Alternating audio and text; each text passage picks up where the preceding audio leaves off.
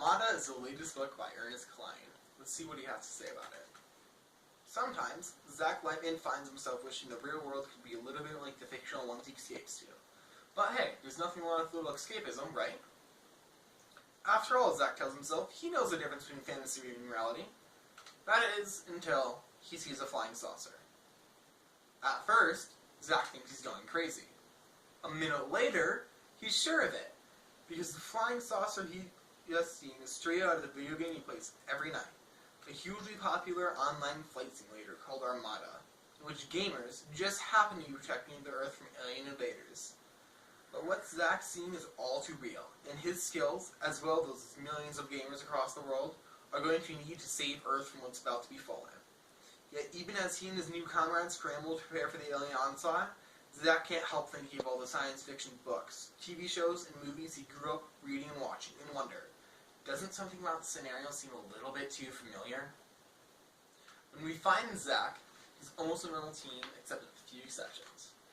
First of all, when he was young, his dad died in a sewage plant explosion, leaving him to live with a single mom. His dad also had a theory before he died that all science fiction material was being used to prepare Earth for an alien invasion. Zach is also the 6th best Armada player in the world.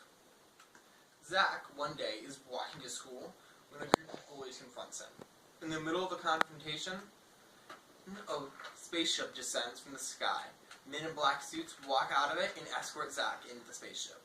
Once he arrives inside the spaceship, he finds out that his boss at the local video game store he works at is actually a recruiter for the EDA, or the Earth Defense Alliance.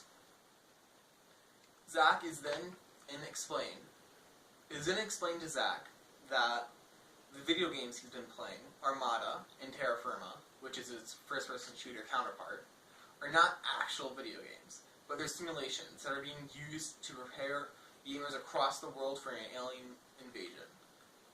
The reason why him and other top Armada and Terra Firma players are being gathered up is because an alien fleet that was assembling around Europa, one of Jupiter's moons, has started moving towards Earth. I really enjoyed this book because Ernest Cline is really good at understanding pop culture and being able to explain it to everyone. I would recommend this book to anyone who has read and enjoyed Ender's Game, Lost Fleet, or Ready Player One. But if you have already read Ready Player One and you're expecting this to be a sequel to that, don't.